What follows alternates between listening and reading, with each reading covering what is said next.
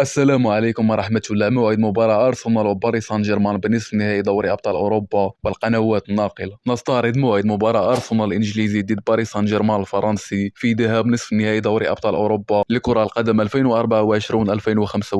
وتقام المباراة اليوم الثلاثاء على الملعب الإمارات معقل أرسنال، وتنطلق صافرة البداية الساعة 10 مساء بتوقيت الضحى ومكة المكرمة والقاهرة، و8 مساء بتوقيت المغرب والجزائر وتونس. أما القنوات الناقلة تنقل قناة بي ان سبورت 1 اتش دي هذه المباراة، وبي ان سبورت 1 اتش دي الإنجليزي. وقد التقيا الفريقان في 7 مباريات سابقة، انتهت 4 منها بفوز أرسنال و3 بالتعادل، ولم يفز باريس سان جيرمان في أي مباراة. وتأهل أرسنال إلى نصف النهائي بانتصار تاريخي على ريال مدريد الإسباني ذهابا وإيابا 3-0 و2-1، ليتأهل بفوز 5-1 في مجموع المباراتين. وتأهل باريس سان جيرمان لمواجهة أرسنال بفوزه على أستون فيلا الإنجليزي 5-4 في مجموع المباراتين. إذا انتهت مباراة الذهاب بفوز باريس سان جيرمان 3-1، وخسارته في العودة 2-3.